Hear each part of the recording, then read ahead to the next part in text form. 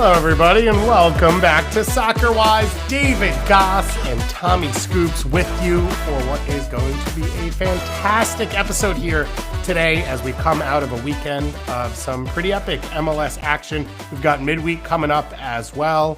Tom, we got some cool stuff planned for later in the week that also may carry over into next week because you are going on a trip, I believe. I am indeed. I will be in Buenos Aires, Argentina. Don't think Sunday you nailed night. that accent. Maybe just leave it. What accent? I was just saying Buenos Aires. Okay. Ja. Is that better? Yo también. That was my thing. My college soccer team was heavily Hispanic, and so if we're like doing a jog or whatever, if like they're dudes talking in Spanish, I just like to be behind them and just go, yo también, and just see if they turn to start speaking, thinking it's another Spanish speaker, and then the disappointment in the face when they'd see it's me. That was one of my favorite things. Rather than learn Spanish, that seemed like a really good tactic. Yeah, they weren't super helpful in that. I think that they liked telling us the wrong words. The other gringos. Yeah. And obviously they held the lockbox on Spanish. There's no way you could have learned it besides that. 18-year-old Tom Bogert, there was no chance, dude. I went to Spain. No chance. I actually went to Spain and played soccer for a couple weeks when I was in high school. We did Spanish classes in the morning. We trained roughly 3 times a day. Sick. And the Rising only grind, word I baby. learned coming out of it was lo siento because I was always talking in class. So I get it. I just like giving you a hard time.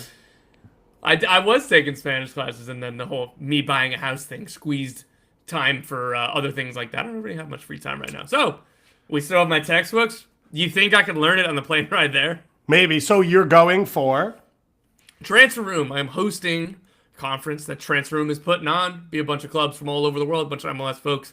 And that's all cool. I'm excited. It's at River Plate Stadium, which is going to be awesome. And I'm extremely excited to eat as much steak as my body can possibly handle. You should pour red wine on top of that so that it makes it a little bit Scott. easier to digest. Michael Scott. Yeah. But the red wine is phenomenal in Argentina. You also got to get a fugazetti, which is like it's kind of like Sicilian pizza, but it's a white pie and it's just doused in like grilled onions. So it's like the onions are like in the crust and it's just a bunch of cheese. It's pretty. I've never been to Argentina. I've only been to the restaurants in Miami, but it's pretty good. Judging by this. Yeah. Judging by the watered down version. There's going to be plenty of Argentine representation there, both for people being there, some people I know, plus my guy Nico Cantor has given me a bunch of recommendations that I'm looking forward to trying. Nice. I cannot wait. Are you in the market to acquire or sell any players while you are there? I hope to just learn about them. No. Okay. This will be, but I have been to Argentina before. I've been to Buenos Aires. When I was, have we talked about this on the show? Well, we've learned that Tab was a real guiding light for you in those times. Yeah. That, again, I hope that I'm not in reruns already, but then I'll keep the watered down version of. That's when I learned without a shadow of a doubt I was not going to be a professional soccer player. When we played River Plate's U15 team, just a different species. They could not be the same human beings as we were. My God, they were all robots. They were all perfect. I was like, oh, this is the level that actually goes professional. Yeah. I get it. That's not me. The River won like GA Cup like 5 years in a row or whatever it was. The Simeone kids were in it, Enzo Fernandez, Julian Alvarez, all of that. And I remember the press releases. Yeah, they were machines also of the like captain of River's youth team was like already a full-fledged just adult. And you're like, oh, okay, cool. So that's possible at 16 years old? That seems like a weird thing to happen. And that's coming from someone who had a decent amount of facial hair when I was captain of my U17 team as well. And yeah, there's no way I was capable of any of the things they are. Not a brag. I believe El Monumental they've redone, and I think it averages the highest attendance in the world across the whole season because they sell out every game, and it's like 80K, and no one else does that consistently. And the River fans I know in Miami have told me that a lot of times. So if it's not true, it's on them, and I'd love for someone to notify me of that so that I can respond one time to them and be like, you're lying. You're a liar, and you've been a liar this entire time. If not, we'll see. We have some questions in the chat. If we will be at TST, I will be at TST next week. I will be calling some of the games in the opening 2 days on the men's side of competition. So I will be on one of the backfields locked in on my own, feel free to come say hi to me. Once I figure out which field I'll be on, I will let you know, and then I'll be wandering around, hanging out, watching some of the soccer. I've done it the last 2 years that it's existed. I think it's one of the most fun things that I've been around, so I'm excited for anyone who has been a part of it before or hasn't that's going. I think you'll have a really fun time. And it is like a unique experience where you've just got people wandering around, hanging out, watching soccer. And it's a different form of soccer. The craziness, I think, is very enjoyable. I love any like big tournament of like, let's throw a bunch of stuff at you. And, you know, you're sort of just trying to like piece it all together versus the like one game. It's like NCAA tournament style, which is always really, really fun for me. We've got some big convos to have. In this show, we are going to be talking about 6 of the clubs that intrigue us the most right now in Major League Soccer. So not the best clubs, but the ones that we are interested about, the ones we think have really interesting things going on. We're going to open up the ice cream shop, a little non-transfer window ice cream shop, as you've got some news related to your new relationship with Rob McElhenney and Ryan Reynolds and Kevin De Bruyne as well. And then we've got some midweek preview coming as there is a full slate of MLS games on Wednesday night. Once again. So we had midweek 2 weeks ago. Last week was Open Cup. You get midweek once again. This week, I will reiterate, which I will do at the end of the show, that it is absolutely absurd that Vancouver is playing in this midweek, but it is what it is. Let me, though, throw out one quick announcement, which is we're going to be doing a first ever live interaction show on Saturday night here at SoccerWise. So we are going to be live on our YouTube page. We are going to be running it through a platform that I will put out a link for that gives you the ability to log in, become one of the callers, join the show, ask questions, give your takes, whatever it is. Obviously, growing up on Long Island with my little radio when I'd go to sleep, I'm a huge WFAN fan. Call in sports talk. Boston, I lived in for 4 years. I don't think there's any place that's better at this than Boston. And now I get the opportunity to do something that I think hasn't existed in the North American soccer sphere, and I have always dreamed of.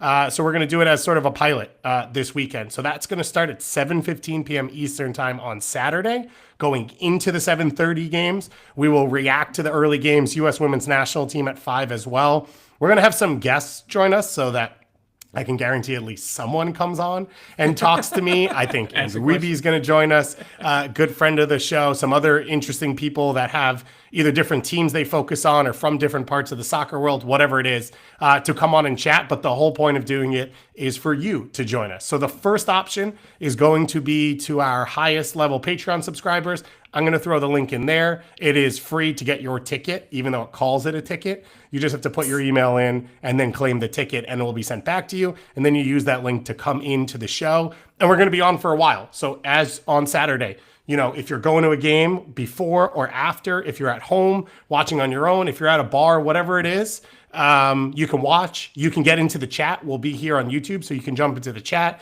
and send us stuff, and you can come on and talk. And I'm really, really excited about this. You will be in, I don't know, Antarctica or whatever it is at the time, but maybe one day then eventually we'll do one where we're on together and talking to everyone.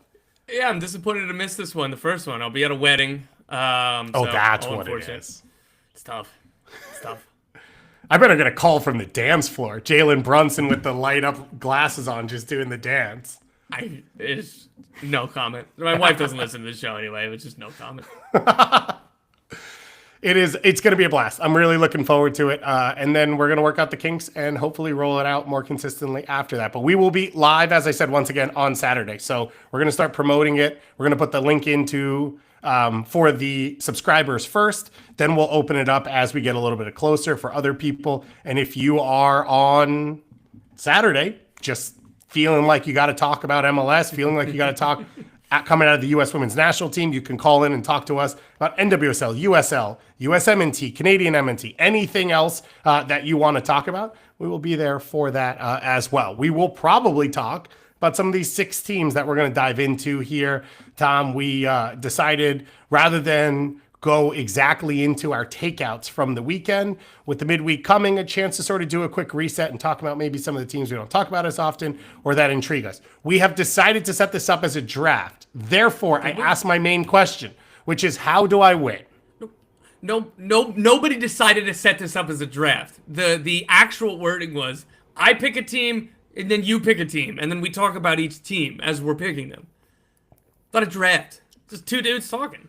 Okay, cool. I accept that. I will put a poll into the Discord afterwards and see who did better between the two of us, and I am hoping that I come out on top, and I'm expecting that I come out on top as well. I've got soccer that I'm playing tonight. The Knicks play tonight. So my competitive juices are flowing, Tom. I'm about to bury you in this general conversation that we're going to have nicely. Why don't you, Tom, tell us your first team that intrigues you the most right now? For me, San Diego FC. They are the team that I have had consistently enjoyed watching the most all season long, from the start to finish. There is a billion reasons why, starting with the intrigue of an expansion team, but the way that they're playing, the way that they've sustained it, and particularly lately, they're on a 5-game unbeaten run, 4 wins. The one time that dropped points was a game that they completely dominated Sporting Kansas City, but drew 0-0. This team, both the game model that we talk about, and a lot of the times it becomes the team is the star kind of thing. But this team has so many individuals that I love watching that fit within the system. And I think that hitting both of those things is pretty rare. And for it to be so successful is also rare. So first of all, on the team success, on the team metrics, are first in MLS in possession, first in MLS in field tilt. That tells you that it's not possession for possession's sake. It's possession with a purpose. They're driving forward. They're third in shots conceded, which I was surprised to see, and third in direct attacks, which I was also surprised to see, because usually when you have the ball so much and when you have such a domination field tilt, you don't have that many opportunities to have direct transition type attacks. But they're third in MLS in that. And on the individual front, Chucky Lozano has been awesome since he recovered from an injury. Obviously, that goal against the LA Galaxy this weekend was really great, him getting up and winning it, and he earned a recall to the Mexican national team, which, to be honest, don't know why that took so long, and I've been talking to people from San Diego since they signed him about, like, we're just shocked that he's not within the Mexican national team. We know he wants to get back. So I'm very happy for Chucky Lozano that he's back. Anders Dreyer has been fantastic.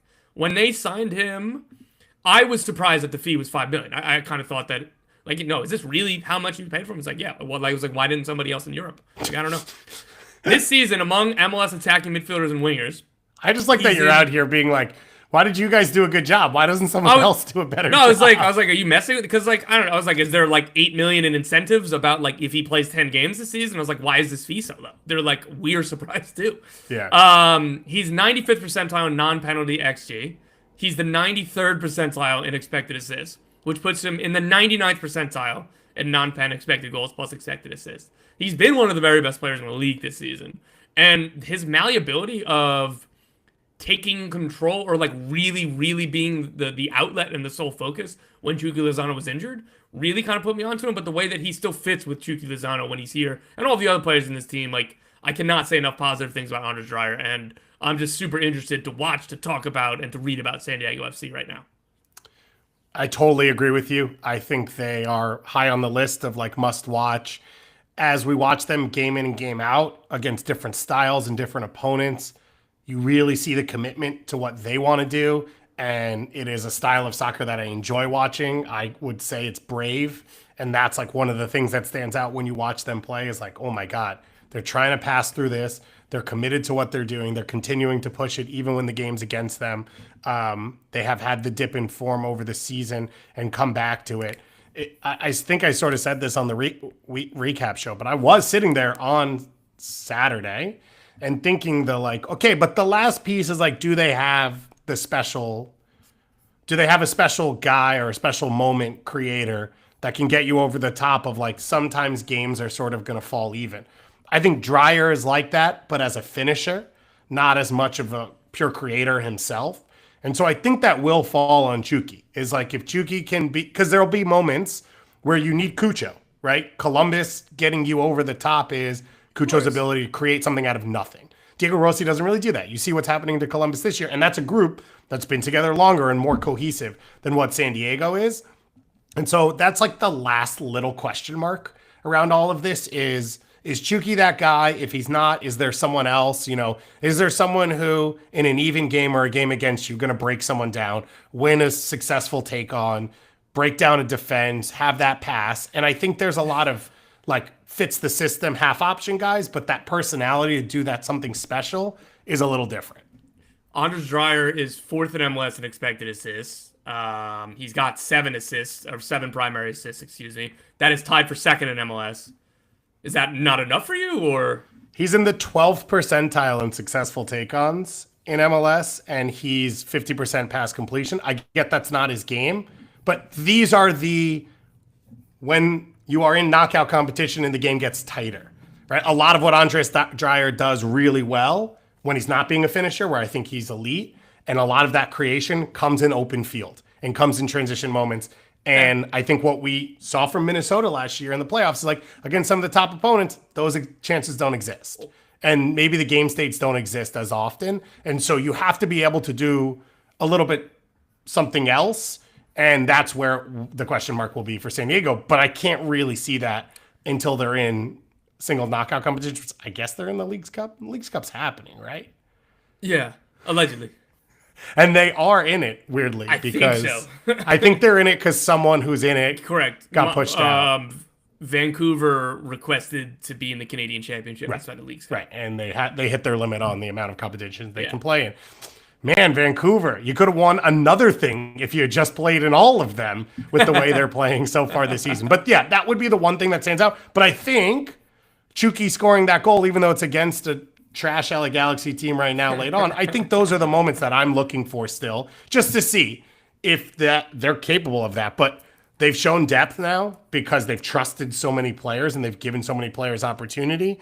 And I love seeing Luca Bombino on the field. He's been one of my favorite players in the youth ranks over the last few years. LAFC, what was your game plan with all of this? Like, he's been there. He's been an option for you. Verhoeven coming off the bench in this one, although shout out to my guy Willie, who got hurt. Willie's one of my favorites in MLS, and he would definitely be on my, like, if I had to pick a team of guys I like. But yeah, this is a San Diego team that's must watch all of the time. Unfortunately, at the end of the game, there was a fight in the stands.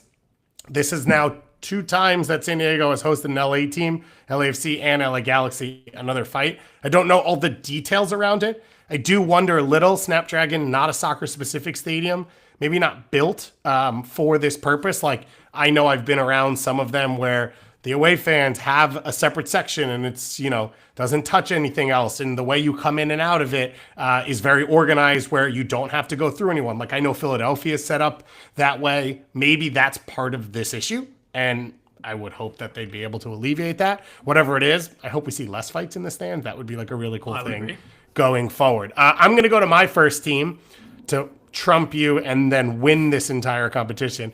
I'm going to start with Orlando City. I know you wrote a little bit about them this week as well. They are the best attack in the Eastern Conference right now. They are overall, from an expected goals and goal scoring point of view, the second best attack in Major League Soccer, and they are moving into the conversation as one of the best defenses in the league as well. They've put together a ton of shutouts. A lot of that now has come over this last stretch of games. They have set their club record for an undefeated streak. If you take away the U.S. Open Cup, it's been an unbelievable run for them. I talked a little bit yesterday about the balance that I think they're finding in pushing Freeman higher and playing Bracalo at that left back spot.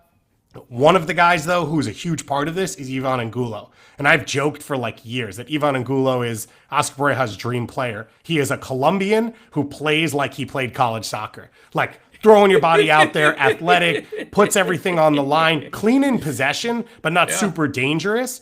He has, I don't want to say he's elevated his game, but I think they are now tapping into all of his best attributes, where he's kind of a left wing back, but then there's so much focus on Pasalic and Ojeda that he comes across the field and picks up the ball and creates some dangerous chances. There's a ton to like about this team, but he's just one of those guys that I've been really impressed by so far this season. Yeah, so I really like this Orlando team, and the question that I posed and when I was writing about them is this team in the top tier in the Eastern Conference? And for me, I'd say yes. And the only caveat I'd add is that I think that the top tier now is wider than I thought going into this 9-team top tier. But and that's not a joke. Like, it's sick. It's awesome. So I guess the way that I feel better about it is in my head, it's Philly, Cincy, Orlando, Columbus, Miami. And I think that that's the top 5. And like, Nashville is right there. Yeah. Charlotte, if they get their crap together, is right there. I still think that there's a map for the Red Bulls that get there, but I'm done talking about that possibility. Yeah. But so I think again, it is a crazy competitive Eastern Conference, and Orlando, to your point, it's not just that they're on an 11-game unbeaten run or whatever it is. It's that started with a couple wins against bad teams and then a ton of 0-0 draws. Yeah. At the beginning of the season, they were scoring goals, but they were conceding like crazy. And then they were like, all right, we're going to set up shop, or like we're going to fix the defense. And then they had 4 out of their 5 games, they had 0-0s, which is not sustainable either. I think over the last 4 or 5 weeks, they found that balance and got to your point, like Brekalo as that like elbow back at left back. Do you remember when you said, they needed a center back and he wasn't good enough and they just got rid of him? Do you remember that? Yeah. Do you remember that? Well, yeah. I was saying he's good. And I think this makes a lot of sense. Fairness, you were still wrong because you said he was good enough at center back. Doesn't even play that position. He doesn't play left back. Get with the fluidity of modern football, mate. Obviously, mate. Yeah, everyone's playing. Playing Johan Cruyff. It's elbow back. Shout out John Mueller for coming up with that term. I don't know, probably like 5 years ago now. But anyway, I think it is that balance. And Alex Freeman, him and Andy Nahar have been the 2 best right backs in MLS this season, and they've weaponized that. They gave him the chance. He's earned everything. But I do want to give credit to this team and finding more depth with like Gervais. Yeah, West is back now. The attack, I know it's very difficult for Oscar Pereira to balance these players because the Luis Muriel redemption story has been excellent, and he's starting on merit. And what he did to get him back in the team, I thought was very impressive. Ramiro Enrique went into the season as a starter. You got to find him minutes. And Duncan McGuire's Duncan McGuire. You got to try to find him minutes. It's not easy to rotate and juggle those guys, but I think he's done really well. I agree with you. I think he's handled the forward room really, really well. He's made it a strength rather than it could be a weakness, right? Mm-hmm. Oh, it's a position where you run on confidence. Muriel's on the big contract. Duncan almost left, so you dump Enrique, but then he loses off value. Also, you're never fully healthy. You want to rotate. The Open Cup thing again, I bring up being a little unfortunate because that would be a place to play these guys, and I think it's a team deep enough to contend. Whatever that is, I think he's handled all that really well. I think Pasalic is an incredible inclusion. Ooh. But Martin Ojeda, right now, I think is playing as well as any creative player has played under Oscar Pereira since Mauro Diaz.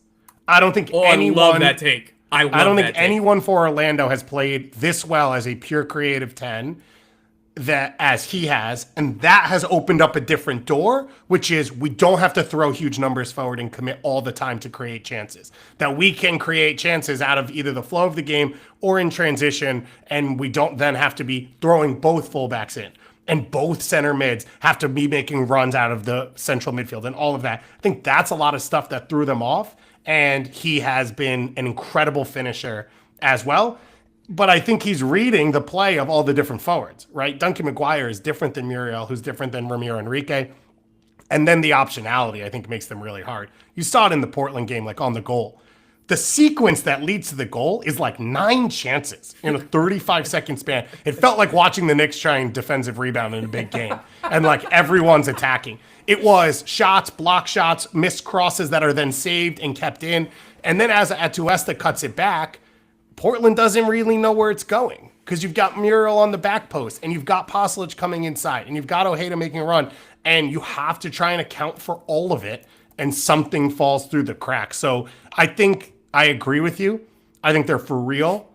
I think this is the best team that Oscar's had in Orlando, and I think that gives them the opportunity to push for a real Eastern Conference win. I want to applaud the ingenuity of the take to say Ojeda has been the best attacker for Oscar since Mauro Diaz. Just hearing Mauro Diaz's name made me happy, and I think that's an excellent take. I know that I'm higher on Facundo Torres than you are, but I think you're right. I mean, on form, he needs to sustain this obviously for the rest of the season. But this isn't a blip, man. We're 15 games in. This is he is who he is right now. And I tried to pull up, what was Mauro Diaz's best statistical season? I know that you cannot encapsulate his brilliance to just stats, but I was curious. And I went to the MLSsoccer.com page that just continues to let everybody down. He doesn't have any stats on that page because why would he? I was going to say, is it still loading? It doesn't work. Why would it? These are just basic things, dude. Just and I'm not going to love you in this. I've refrained from giving them crap for this. This has been like this all season. You cannot trust what the assist numbers are. And I'm about to go full Euro and be like, that's fine. I'm going to go to other sites and just do primary assists. But Mauro Diaz says no stats available, so that's super sick. Mauro Diaz's I love best that season. This became a part of this segment. It's just, dude, it's just so minor league, man. It's league. What? Could you go to NBA.com right now? You can find stats for any player of all time. Yeah. And you know what would be good? If the stats on the league's website worked for the podcast talking about the league twice a week. So I'm going to go to Transfer Market now because that's where I need to find Mauro Diaz stats. His most productive season was that 2015 to 2016 run. 2015, he had 16 direct goal contributions in less than 2,000 minutes, 8 goals, 8 assists. And then the next season, he was 5 and 10 in like 2,200 minutes. Like Martino Ojeda has 8 goals, 3 assists right now, halfway through the year. He's on pace. So I think that's one to watch. And even though he's scored more than assisted, I think the reason I think this team is better is the way he's playing is not a replacement of Facundo Torres. That's Pasalic. So you've got like this other element on top where I guess Nani is your best example of this that's happened for them. Oh, that's a great in the time, but he was so singular. He was so good for sure. But he was more create off the wing for himself, and then try and really like affect the game from all parts of the field because he was naturally a winger, and like that's what he did. Either way, this is why to me this Orlando team is interesting because it feels different than the past few years, and every year I always ask them to like prove something else. After they sort of got into the like, okay, we're a real contender, we're a real factor.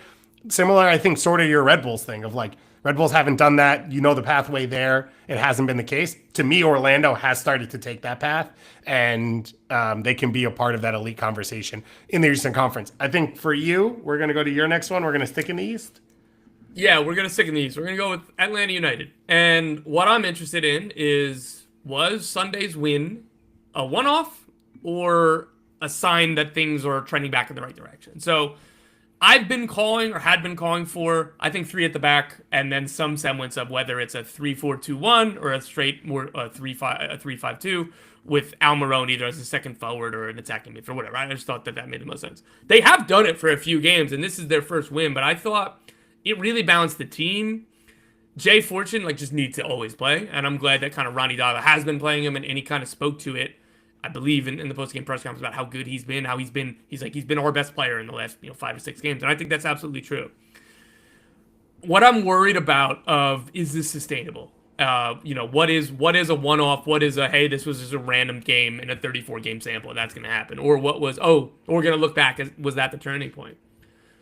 The good news is they got 4 goals, didn't get anything from Miguel Almiron or Emmanuel Lathe-Hagglund. So if you want to be optimistic, you say, oh, cool.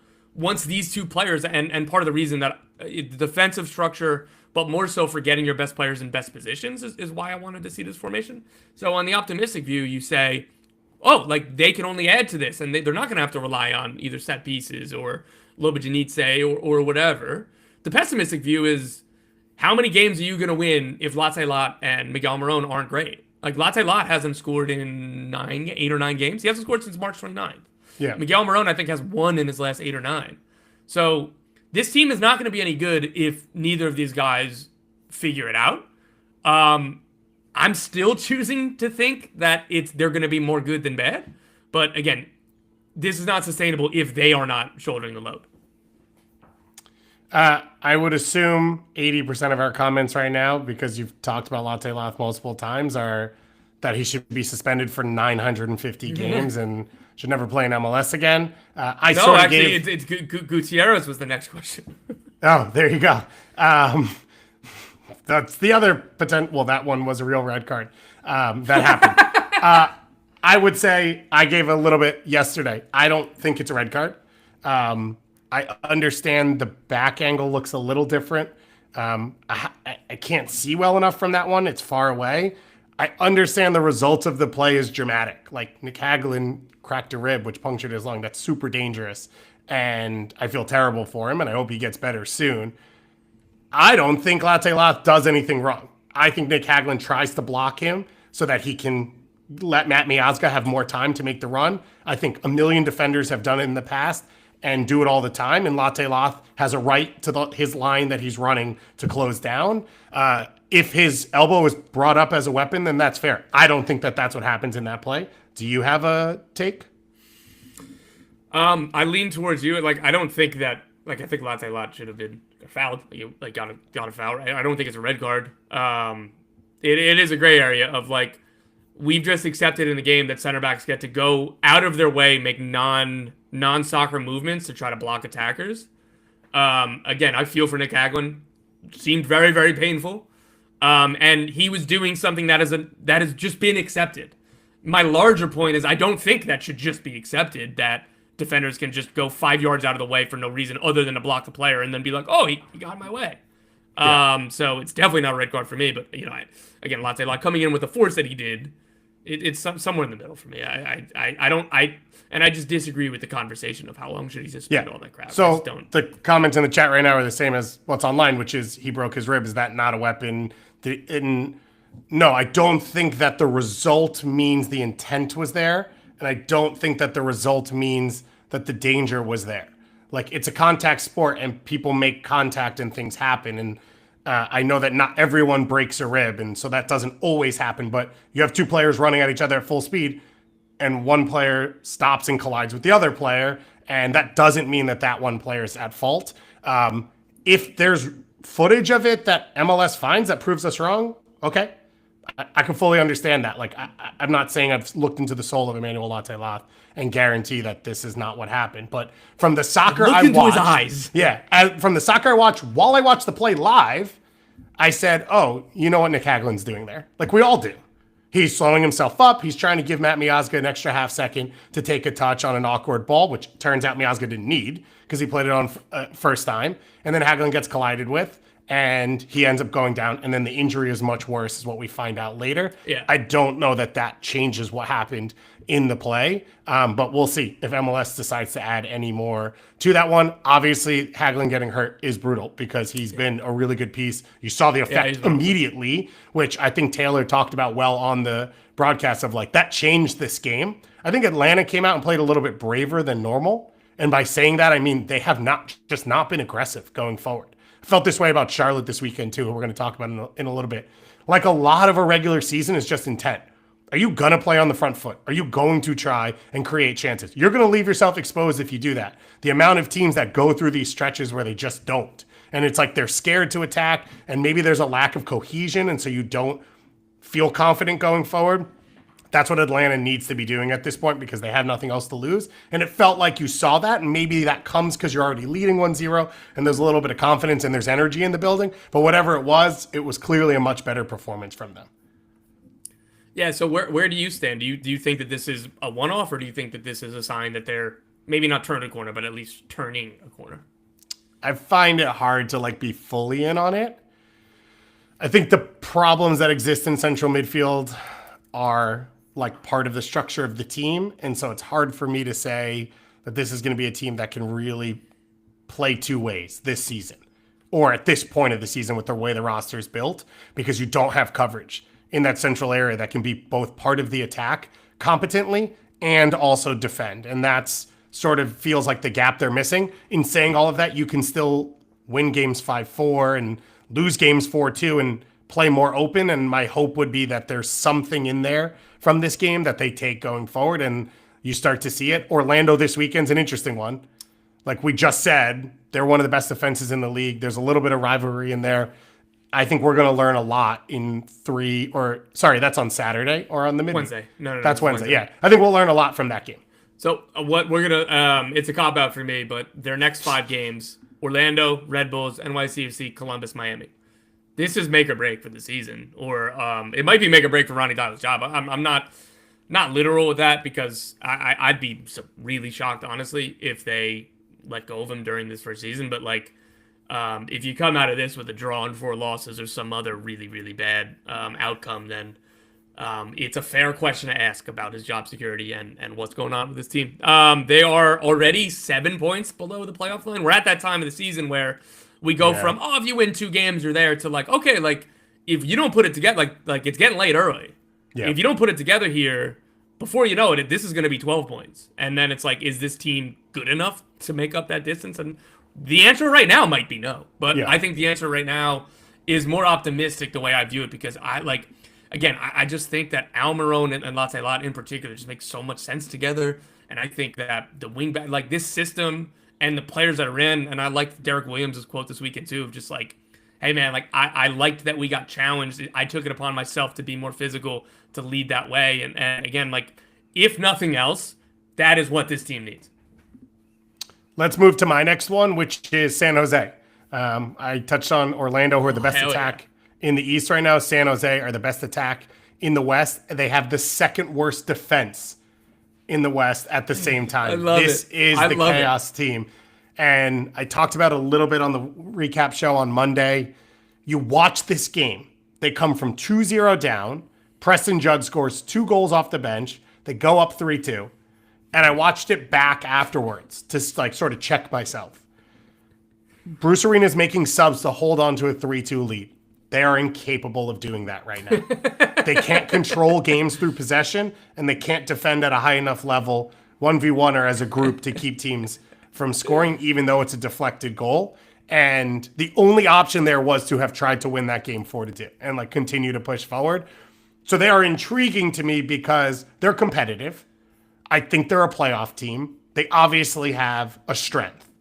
We will learn now over the next few weeks of the season if they can be formed into a fully cohesive, successful professional soccer team, or if it's year one of this build and it's a bit of a gimmick and they just remain must watch because they can't close games at all.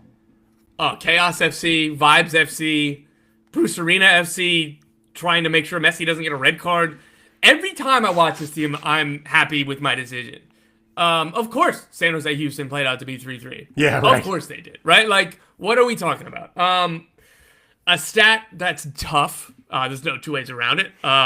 Earl Edwards has faced 13 shots on target. He's conceded 10 goals. Yikes. So I think I want to have more of a grandiose takeaway to your point, right? Like, it's a great question. Is this a real team or is this just going to be Vibes FC? Yeah. What can you do if that's the case in your back line? Like, they're one of those. So I don't just say back line, by the way, because to me, a lot of it is central midfield. Guys, let me take. I mean that literally. If your goalkeeper gives up 10 goals on 13 shots on target, what can you learn about the midfield, right? Like for me, so like that's kind of where I'm stuck in my analysis of this team. Yeah. Normally we talk back 6. This I think you talk back 7, maybe back 8. That it's all like a bit of a save defensively, and I would throw in all of that. I don't think anymore Joseph Martinez is an elite pressing center forward.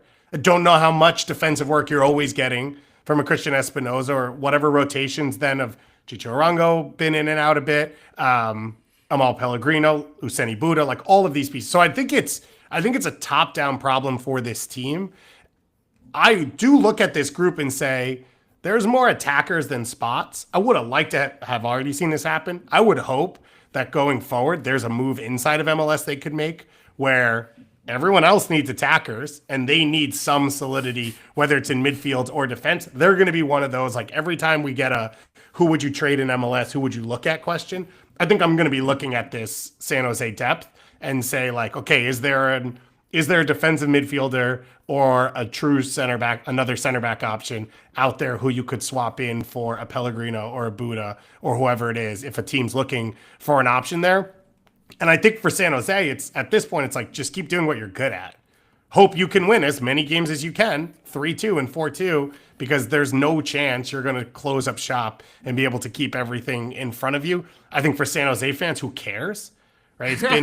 It's been who cares for years, and now it's fun and it's fairly successful. And in this Western Conference, it has the ability to contend for like a home playoff game because there are very few teams that have such a big strength that they can lean on. And so they're going to be a team I'm watching going forward saying, okay, can they start to add a little bit more to their game?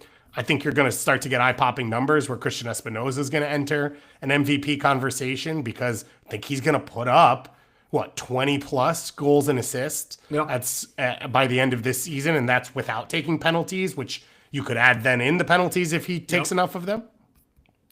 Again, I think that's my favorite subplot for this team is that hardcore MLS fans know how great Christian Espinoza has and how consistent he's been for years. I think more people but he was on the worst team in the league last year. He still put up numbers. He still put up good performances, but you're not really going to pay attention. Like by this time last year, we were already stopping to pay attention to this team. So I'm happy that the league is getting a better look at Christian Espinoza, and he's going to get the individual accolades that should come, that he deserves to come, that aren't going to come if you're bottom of the league. San Jose are currently 8th right now in the West, 3 points off 7th. Like, they're not far off. If they could fix some of these defensive issues, they're not far off being towards the top 6. Like, 4th place LAFC is 4 points ahead of them. That's not that much. Like, that's within touching distance. San Jose, since they ended hiatus, wherever 2008 is when they were playing again, they have finished better than 6th in their conference one time. That's insane. That was 2012. And that includes the times when there was, 9 teams in the Western Conference. Wait, all 15. The Goonie teams only finished higher than 6th in the West one time? When they won the Shield in 2012. That is wild. Right? Goddamn, poor Chris Wondolowski, bro. Yeah, for sure. Come on, man. Look, 14th last year, 9th, 23, 14th, 10th, 8th, 12th. Just being interesting, even if it comes at the cost of giving up, the second worst XG against in the league. Just being interesting and in the mix for the playoffs is a huge step forward. Yeah. You see also, I think they're going to get better because I think as DeJuan Jones gets more settled, they get better. And that's all in the attack still. I don't know that he brings their defending off the charts in any way, but you saw in this game, his ability to come inside of Espinoza gives you a whole new element. He's 2-footed because he's played left back for the last 5 years. So he can come inside and shoot, or he can go to the end line and put it across like he did for Judge first goal. And we're saying all of this without mentioning that Bo LaRue is the second best player in Major League Soccer behind Sebastian Berhalter. He's awesome. 3 goals, 5 assists, or 3 goals, 5 assists so far this year, I think, for him. Bruce did it again. He's aggressive. He takes players on. He fills the right gaps. He reads the game really, really well coming out of midfield. The way it sort of opens up for you of people are scrambling to stay with the runs of Chicho and Joseph and to deal with the crosses and the movement of Christian Espinoza. If you read the game well enough, you can find the gaps in all of that for you to take advantage. Bolaru has done that at an unbelievable level. I think we have to have him on the show because he's definitely a favorite of soccer-wise. Oh, yeah. Okay. Let's finish off with our last 2 teams so that everyone gets our rosters, then they can vote for who was the best or better at this. Tom, why don't you go with your next pick? Seattle Sounders is the team that I'm super interested in right now. Without really paying so much attention, they've got 1 loss in their last 8 games. 5 of those are wins. All of a sudden, they're playing well. I know that they got thrashed by LAFC 4-0 along the way for their 1 loss. But in this run, the game against Dallas, and again, this is on, the margins are so thin. Couldn't believe that game was still 0-0 until towards the end. And I think what makes it interesting for me is, so you talk about Musa Zeus. I know Musovski's injured right now. They need to play with a 9. Need to. And Jesus Ferreira at this time in his career is a 9.5 at best, if not just a straight up 10 or playmaking winger. They look so much better when they had a 9 on the field.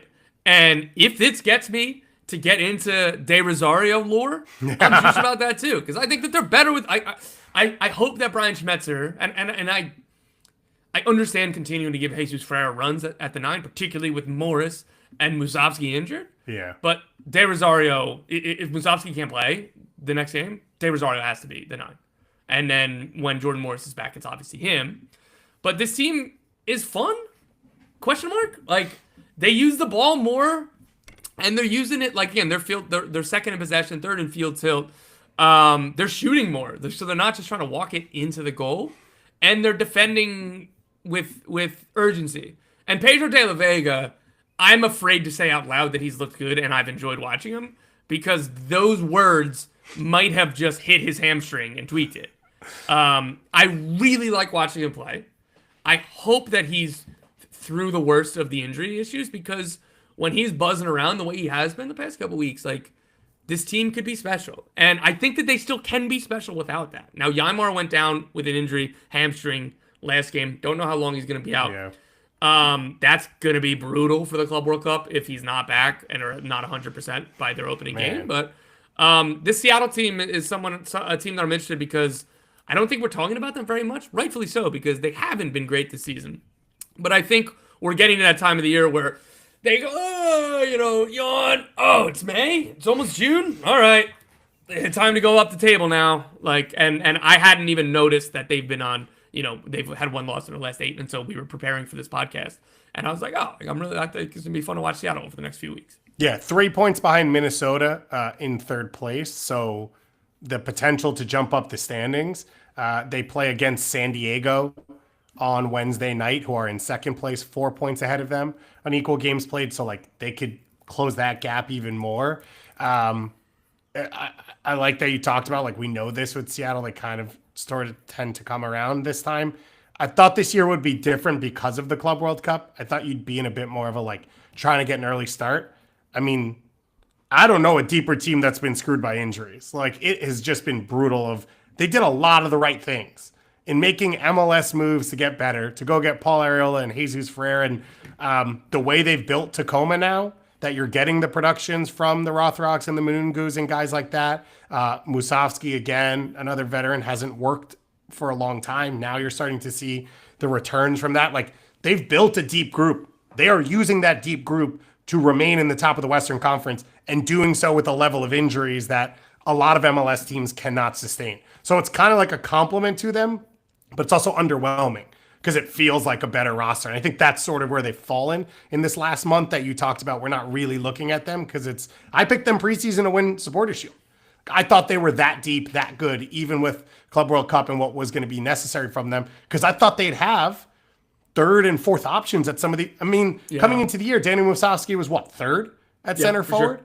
For sure. So that's something now. If you look back and you say, "Wow, look how good they could be." Unfortunately, though, he has to play every single game because they've had injuries. Now he's there as well. Yaimar, I think, is one that they would really struggle to cover. Rusnak's been awesome in all of this. You talked about the shooting. Oh yeah, Rusnak's been really aggressive, which we don't always see from him. It's not always going to fall for you, but it then forces backlines to step a little quicker. It forces defensive midfielders to track you, which opens up space for an Obed Vargas or a Christian Roldan. Or what we've seen, I think, a lot of is one of the wingers coming inside and being a part of that. I think Kent's a really good add to all of this. We talked about him a bit last week. So, yeah, there's really depth. There's belief. I think that's one of the big things with Seattle always is I think there's few MLS clubs that step on the field all the time and think they should win and believe they should. And while maybe not all of the academy pieces have hit as quickly as I'd like, where they've put work in to make it happen, the Tacoma side of things is such a huge add of bringing these 23 and 24-year-olds who can affect your team into the group. The Jesus Ferreira thing I think is really sad. I thought this was the right fit, which is he's not perfect in any of these spots. Seattle's good at soccer. There's a lot of good soccer. That's kind of Christian Roldan.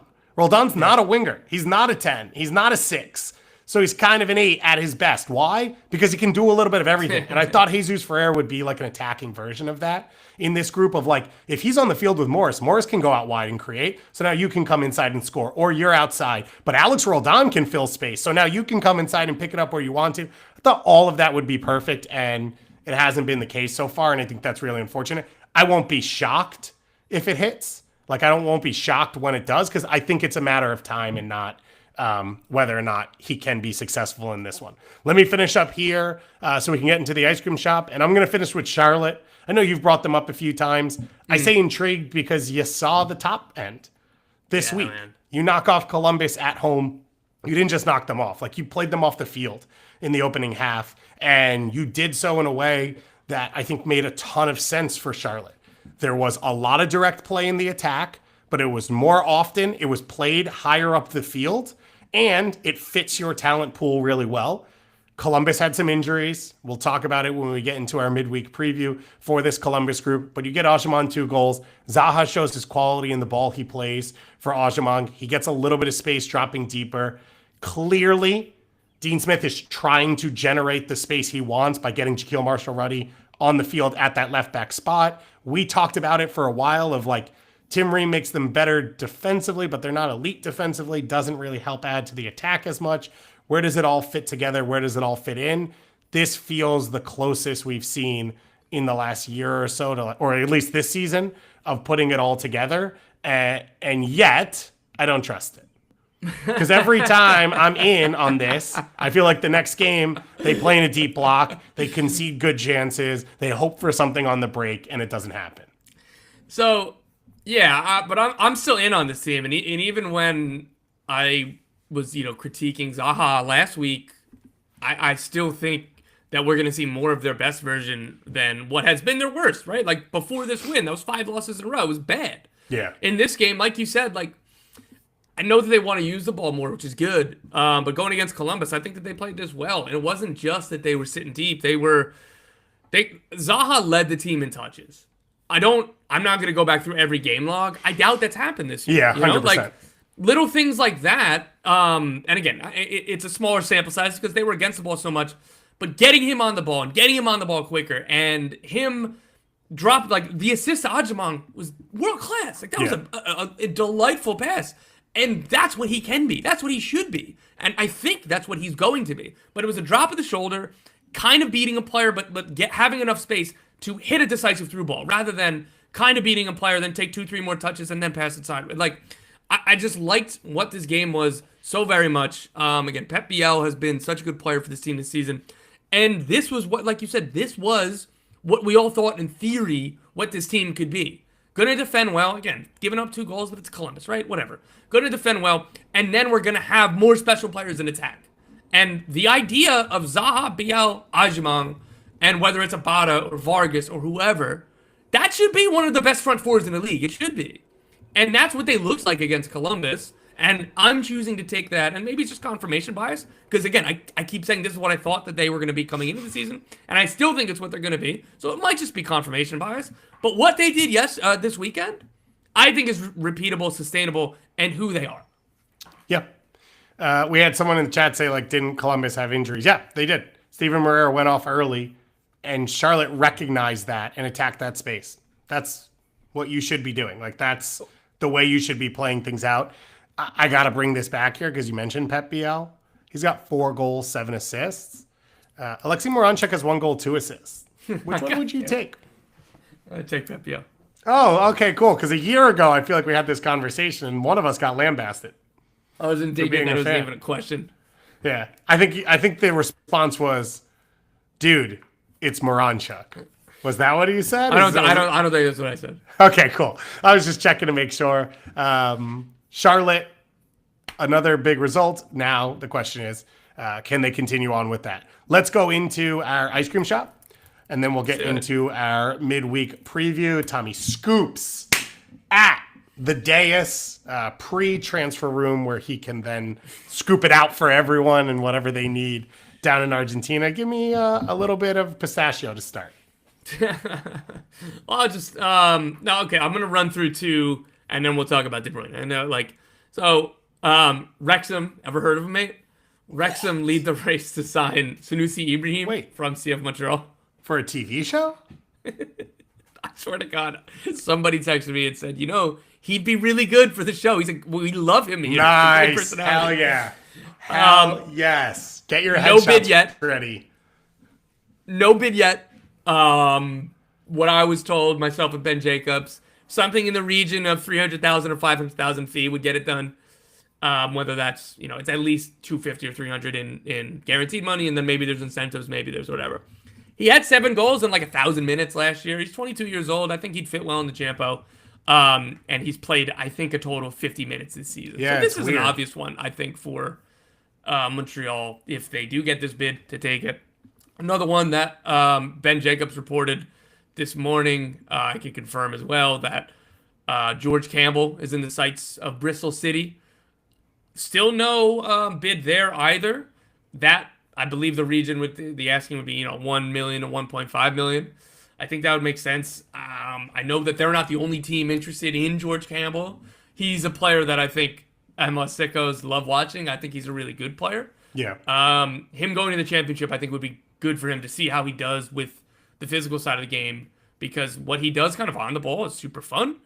I don't know. It depends on what team would maybe let him do that or lean into that in England. But George Campbell is a guy that we should be watching this summer window.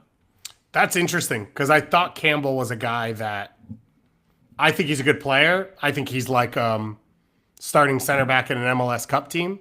I don't know that he's international, but I probably would have said this about Austin Trusty.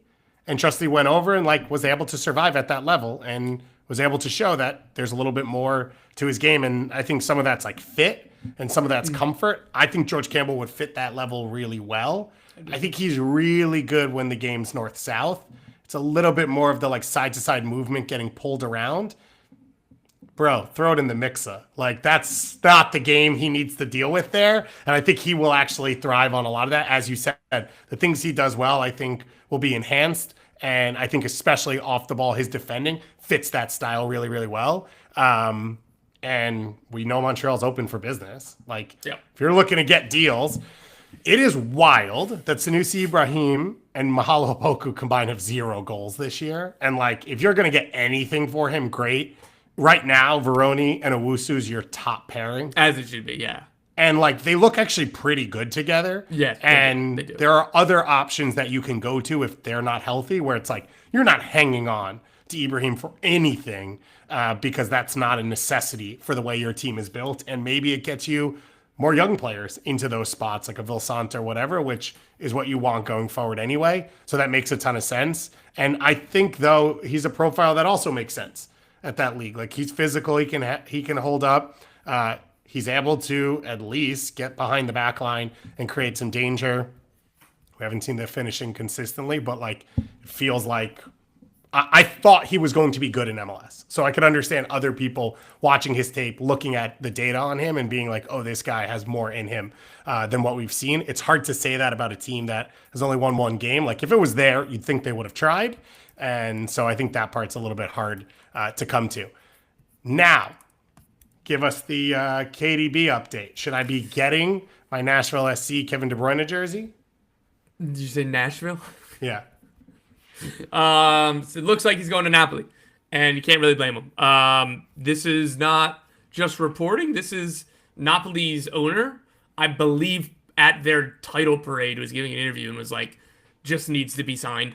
More or less was saying that De Bruyne is coming. And look, dude, him going and I get it. Chicago offered more money, but De Bruyne at 33 and now a year away from the World Cup, going to the Serie A champions in a league that is known for being a great home for veteran players because of the way the league is played. I can't blame him if he does indeed sign that contract with Napoli over Chicago Fire. Yeah, it seems like the speed of play there and the style fits him. As you said, if he wants to sort of keep himself in that combo for the World Cup, my assumption is he's Kevin De Bruyne, and if he's healthy and playing well, it wouldn't matter where he's playing. He'd have an ability to get in that national team, or he's not going to play. I don't know that part really matters, but obviously it's his life. It's up to him. I think it's a little unfortunate because I think he could have been special. And it's one of these things where it's oh, well, it's, not super common to make this move. And it's right, well, if you want to do it when it's common, then it's not interesting. Doing something unique and different is why people notice these things and what makes it stand out. So if Kevin De Bruyne decides in 2 years he wants to come to MLS, I don't think that's super exciting for anyone. And I think that's where the interest came right now. And it felt the right timing in the right place. I think unfortunate for Chicago. It sounds like they tried to do most things right to get this one over the line. But yeah, Serie A champion, everything about the Napoli atmosphere looks awesome. I would love to go to a Napoli game. I would love to be around it. Lukaku's holding it down on the front line. All of it makes sense. And Napoli are trying to sign Jonathan David as well. We'll see what happens over the next few weeks when he makes the decision. This is the quote from Napoli's president, De Laurentiis. I really think Kevin De Bruyne will join us. I'm told he already bought a beautiful house. I spoke to KDB, his wife, his kid this morning. It's beautiful. Then he goes, done deal? Until contracts are signed, we must be careful. Yeah, let's be careful, dude. Good choice. Good choice. I'm on the phone with them, selling them houses, but I'm not sure if they're coming. Whoa. The deal's no. Don't ask me that. We need to be careful until it's signed. So good interview there. That's hilarious. It is, they've been awesome, the last 10 years, right? Pretty consistent. I guess this is different. Normally a player like this, you're talking a different echelon of teams, but Napoli, I think, have moved into that echelon, so not sure how much it is. And obviously, if Lukaku's done it, you're kind of in a similar place. But I will watch him there. I will be less excited about it, but I don't think he did it for me. And for us at Soccer Wise, I think he probably has a different fan base that he's looking to focus on with all of that. Okay, as the sun gets into my eyes late on here, let's talk a little MLS midweek action. We have some pretty good matchups, some really not great matchups, which I think is one of those where it's going to be like, oh, whoa, I didn't expect this. And all of a sudden, FC Dallas puts up 6 on the road, and then they suck you back in, Tom. That's what they do. And we'll be back on Thursday. We're going to do an early show on the earlier side on Thursday to get all your reactions, as well as preview into the weekend. Some of the ones I noted, though, Atlanta, Orlando, who we already talked about a bit in that one. And my understanding is Doug Roberson has just put out that Lathe will not have any additional punishment coming from the disciplinary committee. So that's the ruling from the referees and from whatever that committee is set up with. I just assume it's Andrew Wiebe doing everything on the back of a napkin and then telling everyone what it should be. So that's one of the games to watch for, I think. Columbus, Nashville. So the news out of Columbus was that Patrick Schulte went down with an injury in pregame. That was why he wasn't on the field against Charlotte. And then we saw Steven Moreira forced to come off about 15 minutes into the game, which was a huge factor in all of this. This is a Columbus group that Nancy gets more out of pieces we don't expect than anyone, but also likes a tight roster. And so if you start to fall to injuries, you are now going into places where players are playing that have not really been a part of things before. Yeah, I agree. I think that game's going to be super fun. Both of those teams are fun teams. They're good teams. We'll see what the lineups look like on both sides, but that's definitely what I'm looking forward to. Atlanta, Orlando, for all the reasons that we've already covered. And then it's a game that we haven't talked about yet. Cali Classico. Galaxy San Jose. That's 10-15 kickoff. Those games are always fun. What's the line? What's the line for total goals in that game? 4.5? I don't know. 7.5. I don't care what number you put in front of me. It's going over, bro. The Galaxy have sort of played better defensively over the last 2 games, but against LAFC and San Diego. That felt like a really strong take, yeah. Yeah, I really felt confident about that one. They were good when they took a 2-0 lead against Philadelphia early in that game as well. Yeah, there's clear holes with this group, and it feels like San Diego could take advantage of them. I would argue, though, that San Diego's a good matchup. Or sorry, San Jose. San Jose's a good matchup offensively. Just vibes for everybody. Because it feels like they get pulled out of position. There are gaps in the back line, and Galaxy's problem right now is breaking down blocks. And so it feels like Gabriel Peck can get into one-on-one spots. Payne still, whether it's Fagundes, I don't know, Ramirez back into the team, a bunch of different options. So yeah, this feels like an interesting one. On the Columbus side of things, I would say, by the way, Hagen started the whole Leagues Cup last year. Like he's a really good. He's a starting level keeper. And he's gotten experience. So I think for Columbus, that's maybe a little bit less of a step back. Also, Schulte was part of the USMNT, which sucks for him because he now misses out on this camp. But it was time when you didn't actually expect to have him for Columbus. It doesn't change the reality of missing one of the best keepers in the league, but I think it probably affects the way they've been planning for these next few weeks upcoming anyway. You mentioned the Cali Classico. It's the best game out west. The other 2 games that I had to note, Vancouver, Minnesota, as I said, I would assume get ready to learn Vancouver too on this one. Plus, for Sebastian the Whitecaps. suspended for the final. True. Sebastian, honestly, Berhalter and 10 Academy kids, I tune in. I'm in for it. You are the target market. 100%. For that. Yeah. Obviously, put JC Nagando and Ralph Priso in bubble wrap and protect them. We got someone who put in the Discord, I think it was, that said Axel Schuster mentioned on an interview recently that they talked to Columbus about food poisoning issues at the final last year.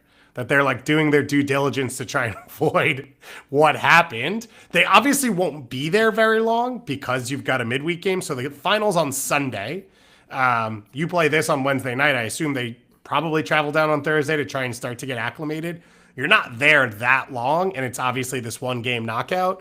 Oh my God, this game is going to be wild. We're going to preview and chat about it on Thursday. I'm going to do it as well on the Saturday live show that I'm doing because that game's on Sunday, and you better believe I'm going to be locked in on Sunday for this one. It is going to be awesome to watch, but for Minnesota, they're probably not playing all of the players that they see on tape very often in this game. And then the other one that we already talked about both these teams, but Seattle against San Diego.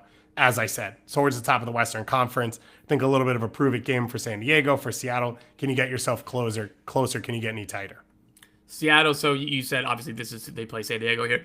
They, in the next 2 games after this, they have Minnesota and Vancouver, the top 3 teams in the West right now. So, and then they play PSG, Atletico, and Botafogo. So it's like 5 games in a row against similar competition. Yeah, exactly. Like after playing these 3 top Western Conference teams, they're going to play PSG. It's going to be like, dude, like we're so much beyond this. Like, yeah, 100%. It's a joke. Yeah, it's going to be easy for them. Okay. Thank you to all of you for joining us. Thank you, of course, to you, Tom. Little note, we won't be live tomorrow. Jordan, I believe, is actually on the call for one of these MLS games, so has some work to do, has some calls to make, and all of that type of stuff, but you can hear her. I think it's on the Fox broadcast, but I probably shouldn't make that up and throw it out there without knowing. But either way, we have more coming for you this week. We are going to pre-record some stuff for next week, some interviews, some other stuff as well. And then we're going to try and bring as much live stuff as we can next week with everyone traveling and everyone all over the place. And of course, don't forget the live show on Saturday night. We're going to try and do it for 3-4 hours, whatever it is. I'm really excited about it. So get involved, get in the chat, send messages on Blue Sky, get into the Discord if you don't already subscribe to the Patreon, and of course sign up so that you can come in on the show, get on some calls, and scream at me because I would love nothing more. This is Tommy from Brick. Go Knicks, and we'll talk to you again very, very soon.